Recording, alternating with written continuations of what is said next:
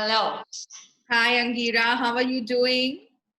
I'm good. How are you doing? Thank you so very much for being today with me. And yes, audience, I have Angira Chakravarti Das Gupta with me, who is the founder of the Healing Rhythm.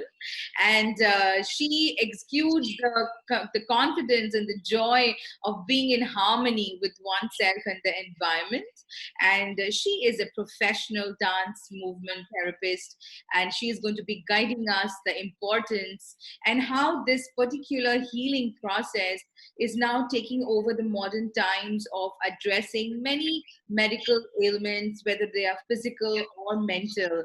But yes, I would firstly like to extend a very warm welcome to you, Angira.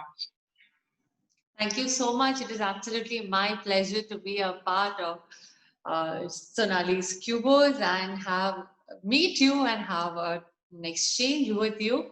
So thank you so much for giving me this opportunity. Thank you, my dear. And yes, viewers, a little more about Angira. Her journey started with a vision to enable people become more aware of their bodies with the practice of mindfulness. And soon her vision transformed into a mission where her initiative was to start getting people into these breakthroughs through this dance movement therapist that she has now evolved into. Participants started achieving victories over their challenges, which further encouraged Angira to delve deeper into her studies and the practice of the same. And she has so much to share about her journey with us.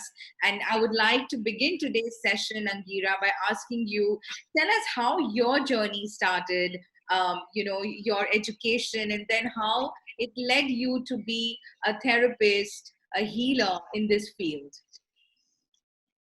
Well, it is quite an interesting journey, I would say. I mean, very interesting to me because that is something that keeps me going. Uh, if I now looking back, I can join all the dots and I see that they have all formed a beautiful, a beautiful formation that has come up by joining the dots. So when I was young, I always found interest in the human physiology. In the biology class, that was of my prime importance that I know about the hormones and the neurons and how the human body works. I really was interested in that. Then came my college days. I pursued my studies and I was dancing. I was getting trained in Odissi. And I was also dancing on stage and performing. And yet I had this interest in biology. So after school, I picked up a job and I started teaching biology in school. But there was always something amiss. I was on stage, I would miss biology. While teaching biology, I would miss dancing. And that battle went on for long. And one fine day, as long as 11 years, one fine day I felt that why can't, they converge my interest in the human body and my passion to dance. Why cannot they converge? And I typed something like dance and biology. And I found out that there's something called dance movement therapy. And since then, no looking back. So the the act of finding it was very tedious and long, but ever since I found out, it has been only rewarding. That's fantabulous, Angira, because you actually joined biology and the physical calling that you were able to distinguish and converge them both together, and that resulted in healing rhythm. And I would like to begin today's further, into asking you about healing rhythm as to what all is healing rhythm about. First of all, I love the name. Thank you so much. Yes. So, What can you uh, tell us about your journey with healing rhythm? How did it come about it, and your experience with healing rhythm? so once I found my calling that I am going to be in this field of working with the human body, the mind, and how movements come as a rescue and how movements are important. So once I figured that out, that this is going to be it, I started first getting trained. So I got trained in Kolkata Sanved, and it was a very experiential training where I figured out that, why I feel so good when I dance. A question that has always been in my mind, that I feel so good when I dance. And the answer is, your blood circulation improves. There are so many happy hormones that are getting secreted when you're dancing. But in movement therapy, I learned that it is beyond the blood circulation and the hormones. There is so much that we are doing with the body and we can do with the body that brings out a cathartic experience in your journey. Something that words fail. We often don't have exact words about how I'm feeling. Like, there are days when we wake up and we don't feel good, and we don't have a name, exact name, how to express that. A movement can become a great way of expressing that I'm not feeling too good today. So, and that is, it's not like dumb charades, I do a movement and there is somebody who will really try and analyze that, okay, this means this means this. So it is just about expressing, and anything that is expressed is basically released. So based on that logic, that low feeling or that not good feeling that we wake up, if we just can move through it, we actually release it, even without getting into the nitty-gritties of what it was. That's So fantastic. So that, that's what you started to initiate into your healing rhythm. yeah. And then the name, I figured out that there is so many things that's happening. There is a rhythm of our breath. The pulse goes in a rhythm. The heart beats in a rhythm. When I'm anxious, the heart beats in a different rhythm. The pulse in fever, the pulse goes in a different rhythm. When stressed, the breath takes a different rhythm. The sun comes and goes in a rhythm. The waves come and go in a rhythm. The season, I started observing, the season change in rhythm. I started observing rhythm in everything. Once I tapped into the inward rhythm, I found something that I always knew, but the magic of it, the joy of it, the mystery of rhythm started coming as more a stark reality that, wow, even, I have seen that, I am in my house and there is some construction work happening in nearby, and there is, I'm doing my work and there is like tuck, tuck, tuck, tuck, tuck. There's a sound going on which is irritating. But even when I've tapped into that, I found a rhythm in that it is going in a rhythm. So once I found it, I felt that, okay, tapping into the word rhythm is going to be my life's journey, my calling, and coming back to that rhythm, because we go out of that rhythm, we go out of alignment because of the race in life, because of all the things that's happening in life, because of the stress. So coming back to that rhythm or bringing people back to that rhythm will be my Mission. purpose, Yeah. mission. Yes, I can see that in the way you are expressing that, finding people, their zenith, of helping people find their lost grounds and bringing them back. And what better way of bringing them back through a movement, through a dance, which is effortless. It's somewhere the non-rhythm is also a rhythm. Yeah, it's like you just have to understand the what is that said, that what the one that you can't hear is also a rhythm in a way. uh, that's what I'd learned in music. So yes, that's how your healing rhythm started, which is amazing. But tell me, how would you comprehend a dance movement therapy or dance movement from a regular dancing? How is it different? Again, a very important question. And for me, being a dancer and doing movement therapy, I think, I saw both experiences in my life. That dance, because of the tradition, how we have looked at dance, it started with obviously a different purpose, but it finally got into performance. Dance is about, there are people who are watching, and dance is about really putting across a meaning, and there is an element of beautifying what we are doing. In movement therapy, however, it's okay.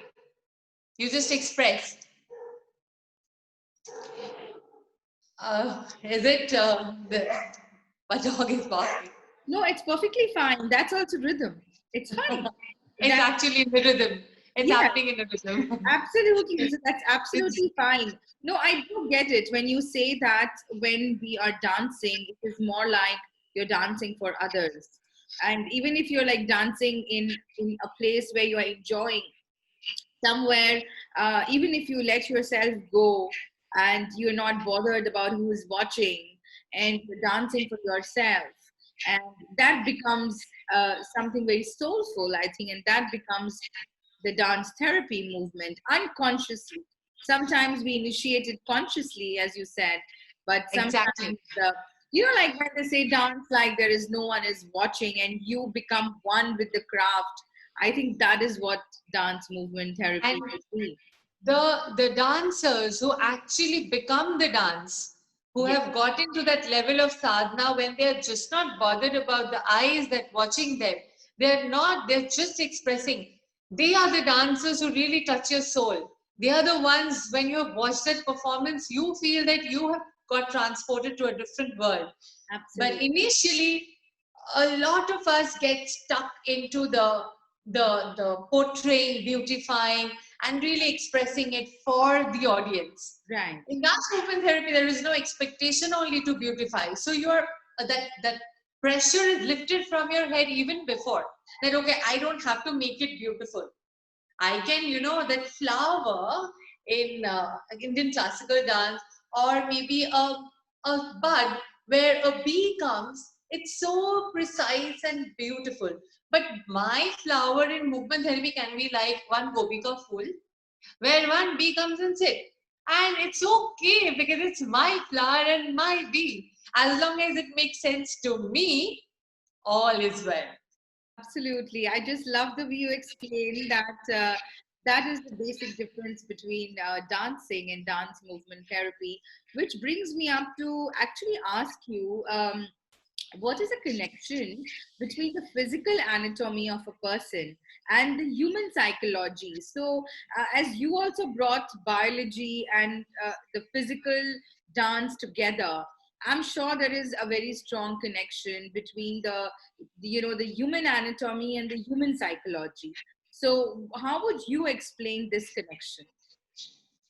So, when we get happy and we get a good news, we say, "Yay, hooray, high five." We have these kind of open postures. Have you ever seen someone getting, suppose, winning a lottery or getting a good news and saying, "Hi, I'm feeling very happy." So we have a natural tendency to open up, make bigger movements when we are happy, excited. And on the contrary, when we are sad and low, we end up curling in. We naturally have a tendency to contract, going inward. So, if there is something happening in the mind and that is directly getting expressed in the body, say happy, open, low and sad, inward, then just by bringing a change in the movement, we can also bring a change in the mind. So I'm feeling happy, I'm opening up. I'm feeling sad, I'm going inward. Now, someone comes to me like this, and I understand that the person is actually in a contracted position. I make that person do bigger, open movements where a lot of oxygen flows into the lungs, open shoulders, straight posture, chin up, and the person starts feeling better because brain doesn't understand all these things. Brain feels that if the body is open, everything must be fine. That means all is working well. So brain is very easy to tweak. We just need to know. Amir Khan has already said, all is well. All is well. He just used to say like this, but actually, we have to say all is well. So brain, you can just trick the brain by saying that, making quick postures that everything is fine. Brain will start operating in the way that all is well. That's fantastic. And I think that explains to a great extent what I was about to ask you is that how do you find these movements impacting the thought processes of people? So if you would like to just, express a little more, in on this particular ground, that just the way you said that mind gets tricked, and when you have people who are sad or who are having any sort of an issue, where they are curbed, they are closed, they are non-expressive, they are silent. You give them these movements which makes them open up, and at the end of the day, the happy hormones are all over. So that's in a way impacting the thought process of the person unknowingly, unconsciously. You are conscious that you are tapping onto the happy hormones, and the person in it is following those movements and trying to do it like, just giving it all up. And at the end of the day, realizing that he is better than how he was when he entered the class. So would you like to say a little more of your thoughts on how does these movements actually impact the thought processes of people? So the fun is the brain reads how the body is. So the brain, it sees that the person is in okay, let me go back to this threat. When our mind observes something or detects a threat, the mind says that, okay, there is a threat, we have to get into, because we are evolving from animals, we have to get into a flight or fight syndrome. So we'll have to either fight or we have to run away. So there is stress, there is threat, there is bhago bhago or put up a fight. So in that case, we have to release a lot of glucose in the hands and legs for the actions. So brain says, okay, this is what is happening, there is a threat. So shut down all vital processes that are happening. So that's why in stress, people have digestive problem, people have reproductive problem, people have urinary issues, because all the vital systems are basically, they come to a halt, because in stress, survival is of utmost importance. So in that state, we have to release that excess glucose that has come in the hands and legs. So in a real-time situation, people run away or people fight. But when we are just imagining threats, that, okay, my boss might not be liking me, or there's somebody, who's trying to do bad to me, or somebody we feel threatened by, brain doesn't understand that I am in a real-time situation or I am just sitting in my house in front of doing Netflix and thinking. Brain Right. is still secreting all these stress hormones. Right. At that time, movement is definitely a way to release that. And how it changes the thoughts are, when there is a change at the body level, the brain perceives, okay, everything is in that way. So the process that movement therapists, practitioners do are the journey from body to mind.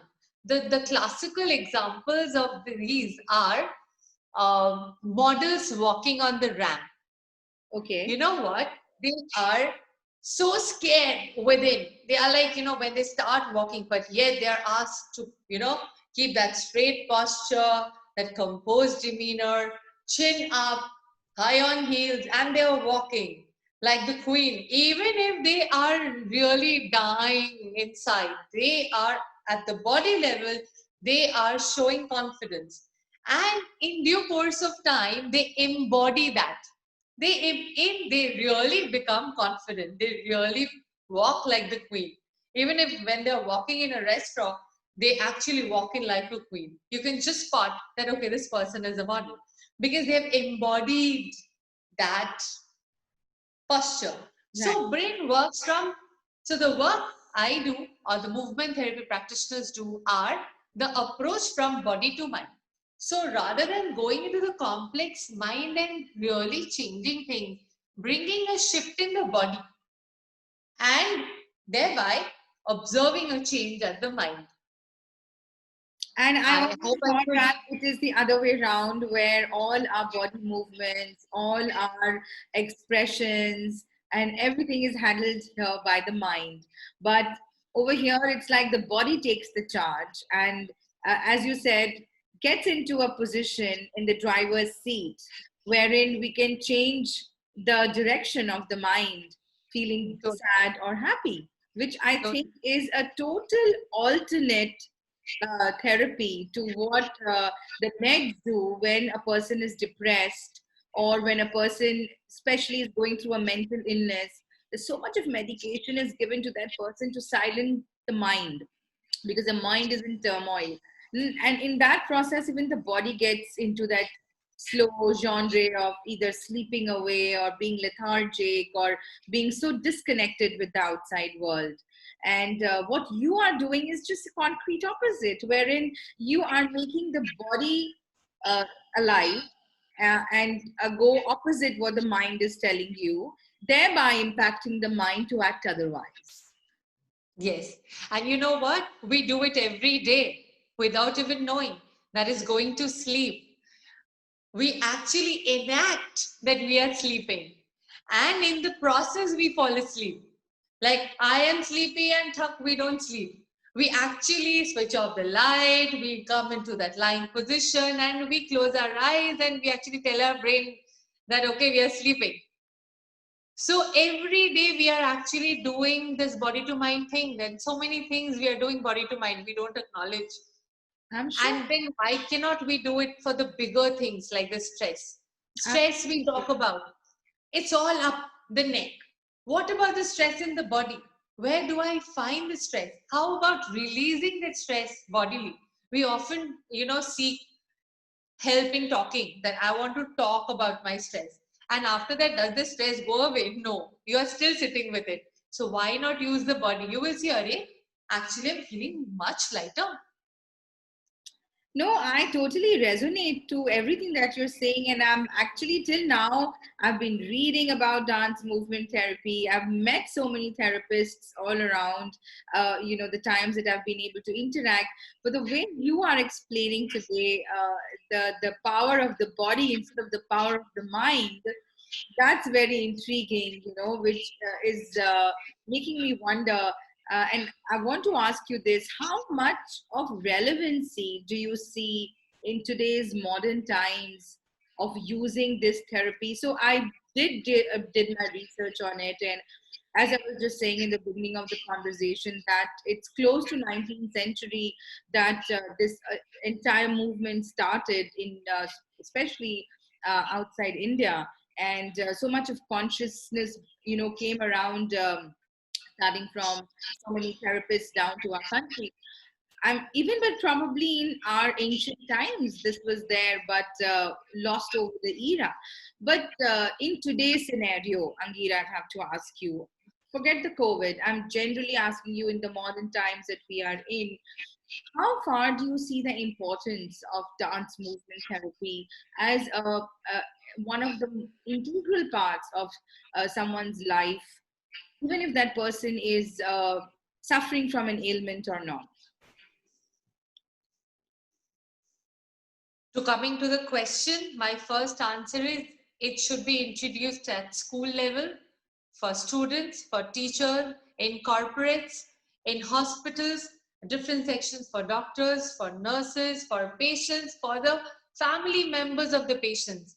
Because everywhere something that is common is stress. And movement is one of the key ingredients where you don't have to pop up a pill. It's something that is so natural to us. A child starts moving even before the child starts talking. And we today have forgotten, we have moved away from our own uh, organic way of living, that is moving. So the moment we move, we start feeling better. So as per me, it should be made an integral part and mandatory in every sector of life.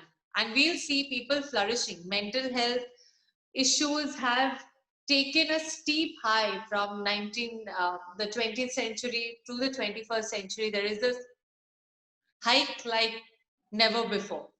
There are almost 371 suicides per day in India. This is India. Worldwide, it is little higher, the percentages. So it's crazy the way we are in, we have come, or we perceive life, the speed we are in, the race we have come into. And COVID is another thing that has added 6 months of being housed, boxed in our houses, boxed in our laptops and phones. So everything has come down to that square, and stress demands movement. And in this pandemic, movement is compromised. So we are in a very gray situation where we need to move, where we need to utilize space, redefine the meaning of space, because we are in a social distancing. When we meet people, we don't hug, uh, we don't even shake hands because of COVID reasons. So even space between two people have increased. We don't go out anymore. There are circles made outside the shops. So even the idea of space is taking a different turn for each one of us. So how we associate with space, I would have had a different kind of conversation had I met you physically, had I been in front of you. And from the other side of a gadget, the spatial orientation is different. So we need to rediscover a lot of things coming to this point, and we have a lot of time to do that. That where am I in this space? What is my body asking for? How can I release it with my body? Because mentally, we won't be able to do much. We cannot really go out right now without a mask and lead a normal life. In this new normal, I will have to use my body to come to my rescue. I can totally, I totally understand, especially when you talk about space in a box, space in a circle, space in a square, space which is demarked, space without any touch, that is beyond humane. So, yes, there's so much of energy which is within us. Energy, if not released, gets culminated into negative thoughts, body aches, depression, not wanting to work, being lethargic, which gives so many other medical problems as well. So tell me, uh, uh, under Healing Rhythm, which you have founded, what are you doing with it now? What are the kind of workshops that's happening? Who all can attend it? And like, what is your mission with Healing Rhythm? So, coming to healing rhythm, I have I have also learned about linguistics, because while working with bodies, I found that in India, especially because the cultural heritage is so high, and traditionally everyone has an exposure to an Indian classical dance. So when my clients came and they moved, gave them a theme and asked them to move. So after moving, they were like, is it fine? Am I doing all right? So I kept on saying that, it is your movement. There is no good, bad, right, wrong attached to it. And after facing that multiple times, I saw that, there is a problem, because we are so conditioned to make a dance beautiful. So if they're so conscious moving, however, when I had my international clients, they were much more vocal with their bodies.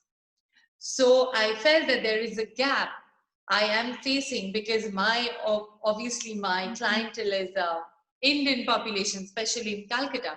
So at that time, I studied about linguistics, because language can be the first set where I actually understand what they actually mean. I started reading bodies. Even before they started coming to the floor and actually moving, I started really helping them or making the space or holding the space for them so that they can move. I took almost 2 months to make a person get up from the couch and actually move. She would come with the intention to move, but she would end up just talking and leave. So I realized that there has to be something more in between that I can do. So healing rhythm works with behavior of human beings, on the language, with movements, and any and every person is entitled to movement. We are born to move. So when we became stuck to our couches, that's when the problem started. So everyone, it's a child, an adolescent, a woman, a man, senior citizen, a person who is not uh, is on the wheelchair, everyone can come and join healing rhythm workshops, because even when you're not moving any parts of your body, you're still moving your heart, your lungs, the blood inside you. There is so much movement constantly happening, even when I am not physically moving. So everyone is welcome. That's fantastic because I was doing some reading on the movement therapy, Angira, and I was so shocked that this this therapy actually benefits people coming from different health backgrounds. So we've seen even in Parkinson's, patients enjoy dance, and and while doing so, they are improving their balance and they are improving the coordination. Or people with dementia, like, my father was a dementia patient, and I wish I knew about this then. And I've seen that who are not able to express themselves, who are not able to they're always in a state of confusion, recognizing the person up in the front, and this they're not able to express verbally, like, because maybe this therapy would have helped him. But then I read that whether it is Parkinson's, whether it is dementia, this form of therapy helps them, in a very big way. Very big way. Yeah, so when you are talking about understanding the behavior and working on such a close front with the people who come to you, as you said, there was someone who was not able to give in her movement to you before 2 months of you coaxing her, and there she was then. What have you seen with the kind of people who are coming to you, and how do you see, through your experience, how have they benefited out of the dance movement therapy? So usually that the one-on-one sessions that I hold, that happen from word of mouth. Anybody who has seen, has got a breakthrough in their life, they are the ones who refer to anybody who is facing anything. So I make sure that, in my sessions, it's not that you come sit and talk. I utilize this entire space to make them walk and do everything that is done in a counseling setup, that is done also bodily, because I need to observe what they say and what their body says, how much congruence is there. Because often they say that, I want to come out of this marriage, help me come out of this marriage. But when I ask for any kind of activity in the space or something, I see they are not yet ready, they don't at all want to come. So there is something, there is an anger, or there is something they are holding on to. So I get clear demarcations, I get clear hints that what they need to work on, and there starts my work. So movement, body doesn't lie. Verbally we lie, we tweak our brains, but body gives out the right information that is inside the heart. So yes, the people who are coming to me are essentially who are stuck at something that is not moving in their lives, whether it's in the work aspect or in the relationship aspect, or they're confused about something. There is too much of pressure in the mind that, I don't know whether I should do this or that. So I actually tune them to their bodies, and they are the ones who find out their answers. Who am I? I have met them for the first time. Who am I to say that you do this or do that? they know the best. Their bodies and minds know the best. So I only hold space so that they find what is best for them. Yes, and I quite like the fact when you said that DMT should actually be introduced at the very grassroots level in schools as a part of the curriculum, because children are so much under stress, so much of peer pressure is on them. Corporates again are so much under pressure. We do see these workshops happening at a corporate level, because that falls under the team building thing for them. Teachers, Absolutely, school teachers. but especially with children and people of old age, I think these two vulnerable age groups are I think the most beneficial out of this particular therapy. What is your take, a little bit more on children and senior citizens? Um, I personally feel all of us. Yes, when a person moves, there is a part in our brain called the hippocampus. The hippocampus starts, shrinking with age, which leads to a lot of diseases like dementia, which leads to Alzheimer's. Uh, Parkinson's is a neuro disorder, which are all related to how the brain is functioning. So, movement introduced at early stages in life can definitely stop occurrence of these diseases at the first place. And if the disease is like is an onset, it has already started in the person, then movement therapy can definitely be used to manage it and not let it progress further. And we've also seen people that who have completely reversed uh, their conditions. But it is definitely people who practice movement therapy, they have not further, it is not deteriorated. Right. Children, yes, physically learning in a class, because there are schools where, they learn about any topic only physically. They learn evaporation, then forming a cloud, sun rays fall, and condensation rain. So once they have learned it, what is evaporation with their bodies and what is rain with their bodies, they'll never forget. It's never no more a very big word that you need to learn, that the diagram, the big word, the spelling. It is then a physical learning. Absolutely. Definitely learning That is becomes much so more. beautifully expressed, Angira. And yes, viewers, I'm in talk with Angira Chakravarti Dasgupta, who's the founder of Healing Rhythm. She's a dance movement therapist. And here she is talking to us about the importance of DMT in today's modern living, an ancient process, but yes, more recognized now, and how children, people of mid age, and as well as the youth, including the senior citizens, can benefit out of it. Diseases like Parkinson's, diseases like dementia can be, mental issues can be targeted with it. And what is the most interesting fact that I picked up till now was that I always thought that the mind is powerful. But after speaking to Angira, I'm able to believe that we can always fluke the mind if we have control of our bodies, which is amazing, Angira. Which brings me to this question which this viewer has, that is DMT, dance movement therapist, cathartic only mentally or even physically? Both. Would you like Both. to explain a bit on it? Yes.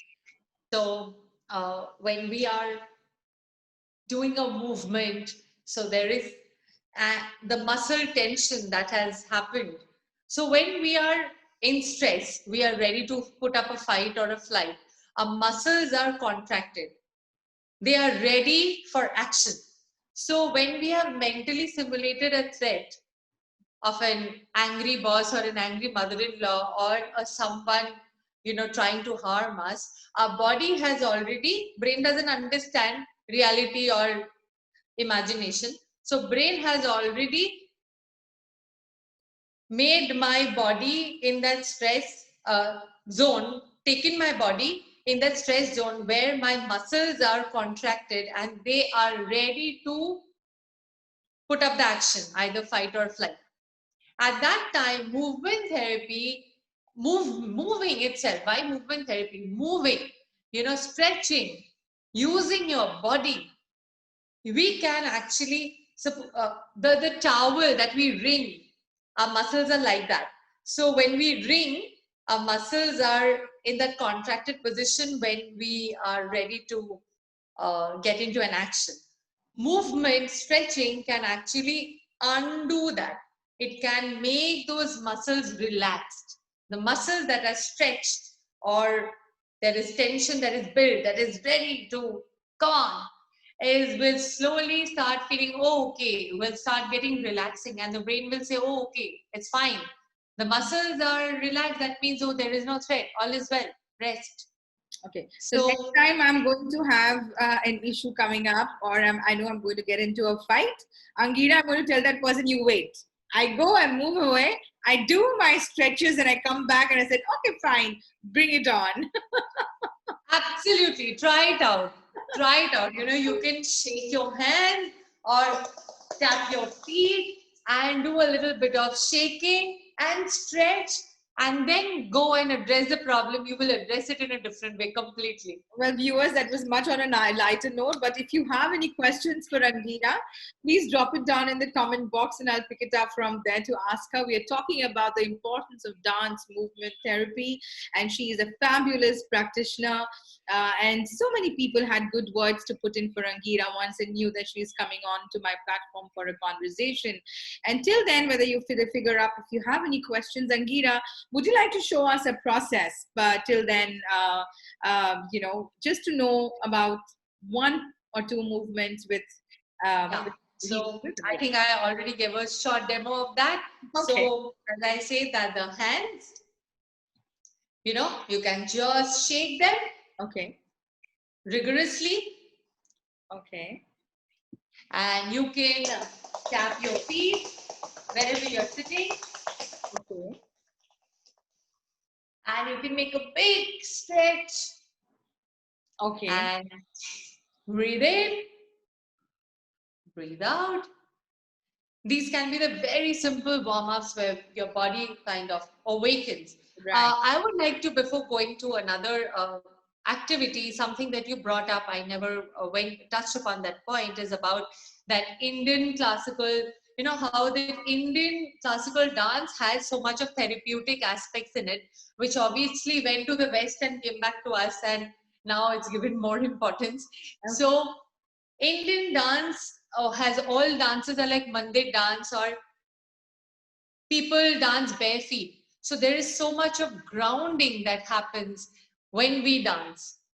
Okay. So grounding is a very important aspect that comes up with movement, because we have this tendency to either live in the future or live in the past. Either mind goes ahead or back. Right. Movement can bring us back to the now. So, and connection with Mother Earth is a very important tool in bringing us back to now, which has always happened in the Indian classical dance without even knowing and acknowledging it. Absolutely. That's something so So, beautiful. this tapping is a very important exercise, making connection with the earth. And movement doesn't always have to be a lot of movements where you sweat and you're like tired. It can be very simple movement when you're sitting and you're idle, and you make contacts with the earth by moving your toes, by moving your heels, how the different parts of your feet feel on the ground. We are constantly walking on the ground, but we are not even aware. We're not So, conscious. yeah, never conscious. So those little things are also movements. So in that, and that gives you so much of good feeling that it becomes therapy. So you actually take the energy from the earth by making more contact with the floor. And one movement that I would ask all the viewers to do is 6 months of being in a pandemic. Lock down, lock and down, two negative words. Negative for us at the moment. Lock is definitely a good word. We lock our houses. That's why it's safe from thieves. But in this aspect, lockdown has played havoc. So how does your body feel when you say lockdown?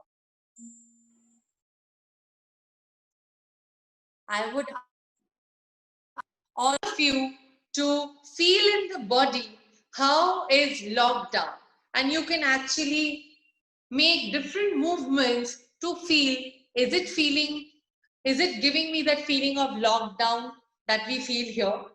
Why don't you do it also? You Okay. know, you can express with your just your hands also that how lockdown. You can close your eyes, get into the word lockdown, and feel that what is lockdown for you. Okay. Once you have figured out your movement, like my movement is something like this, then come to your movement, come to your movement, and then slowly, you know, unlock it. Keep your eyes closed and you come to your movement. You do your movement. This is mine. Yours would, yeah. Wherever, whatever lockdown means to you, get into your movement and slowly unlock yourself bodily.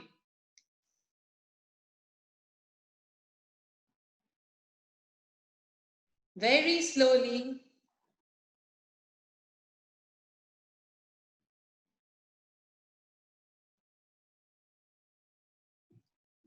Take a deep breath in through your nose. Exhale through your mouth.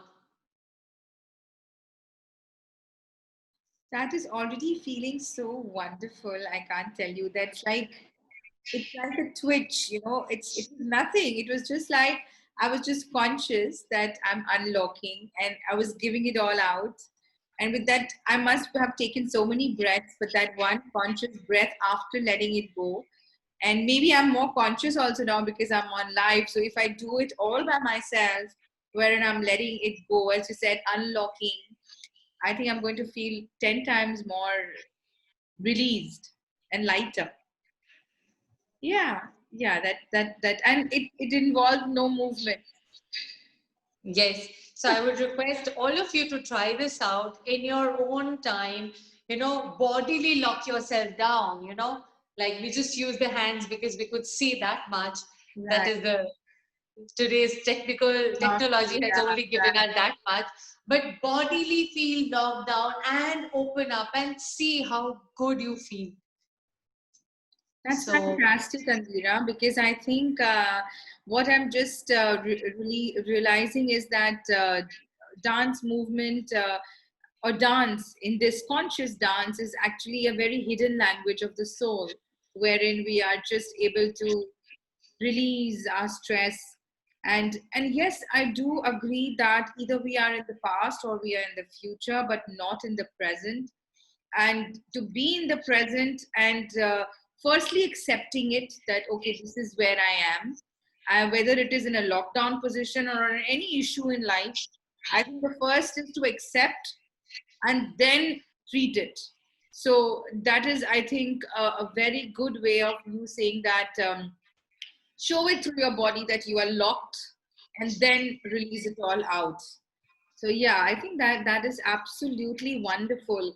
And yes, viewers, I also want to bring it to your attention that Angira Chakravarti Dasgupta is also the council member with Uttar Pradesh Wiki Women Indian Chamber of Commerce and Industry in the Mental Health Council.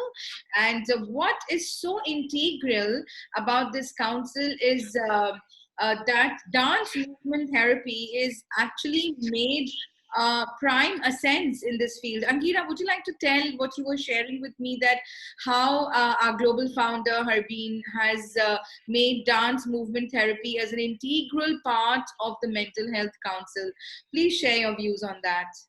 yeah, so this is a very new thing, and there are mental health councils all over, all across.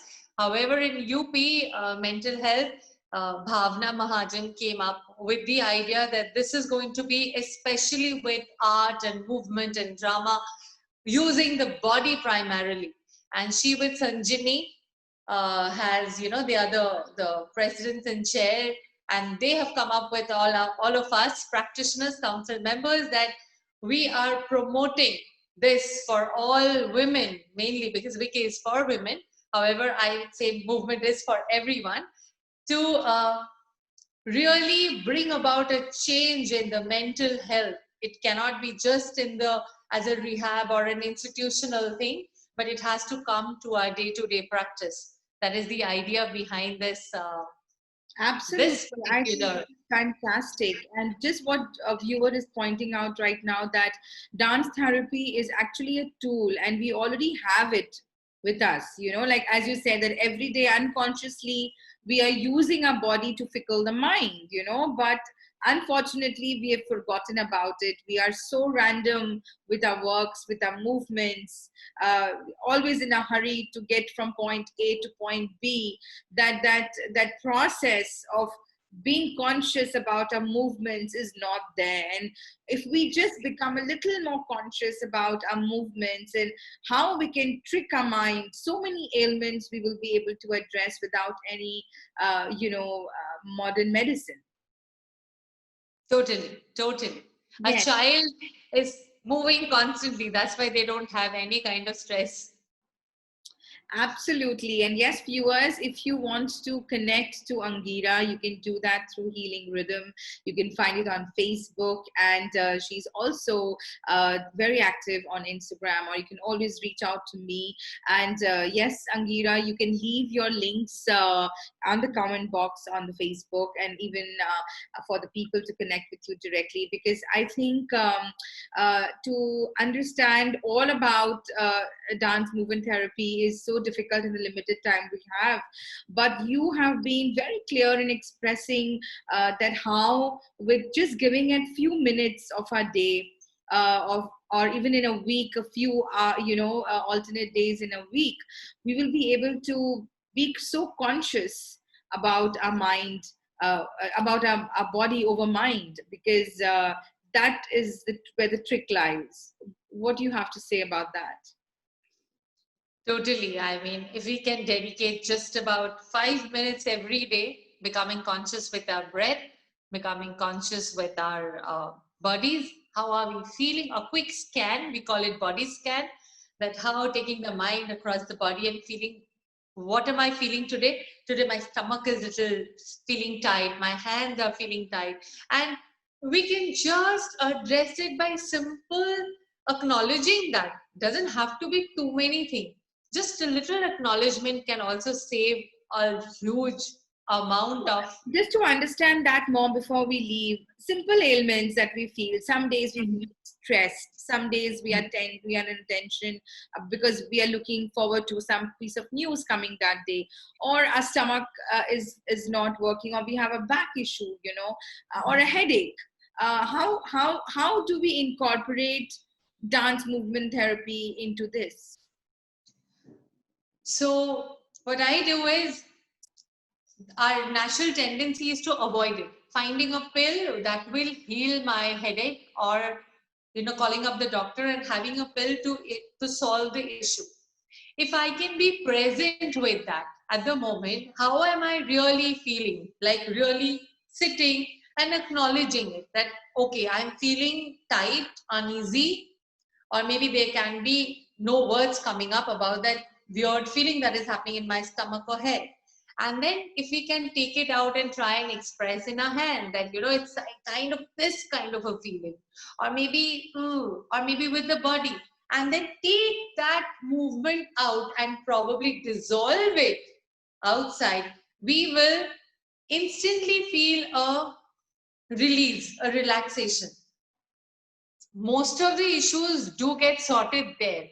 There are certain issues that will not get, and that okay, now you need some expert's help. It has gone beyond that releasing time. Then you can go. But we can actually use the body to try, give it a try, acknowledge it at first go. And I've seen so many of it melting away with that acknowledgement. Fantastic, Angira. And I think there's so much that we've learned from you about using our body to its optimum power to heal our, ailments, our mental condition, And sometimes, just as you said, most of the time we can just address it at the level that we just start getting more conscious about it. And then sometimes we need to address it through a more expert advice. But this is definitely an initial therapy which is getting very popular, and more you start putting your faith in it, and you know it's going to help you. Maybe you don't have to actually reach out for those medicines or anything further to address these small issues in your life. Thank you so much, Angira. I think it was a very fruitful discussion, and I've actually want to get into a session with you soon and Oh, how uh, lovely. experience it myself. And I would love to do that very soon. And yes, viewers, here I am in conversation with Angira Chakravarti Dasgupta, the founder of Healing Rhythm. And she has been very, very candid, but very, very detailed about how a dance therapy can help you excel so many issues in life. I hope it was helpful for you. And if you want to connect to Angira, please do that on Facebook and Instagram. She's there, and where to address to you in case you want to join any of her workshops. So yes, thank you, Angira, once again for coming to my show today. I would just like to thank you and waiting for that big hug where the social distancing is not an issue anymore. Absolutely, I absolutely, and dance with you, move with you, and really say yay.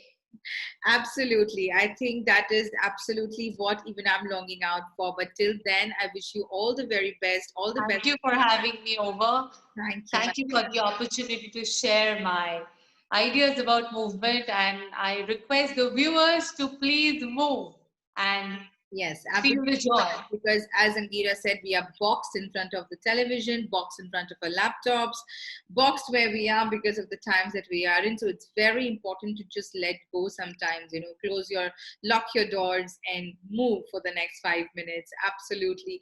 So thank you, viewers, for being with me today. And I'm going to see you very soon. Till then, stay safe. Bye bye. Take care. Bye. Thank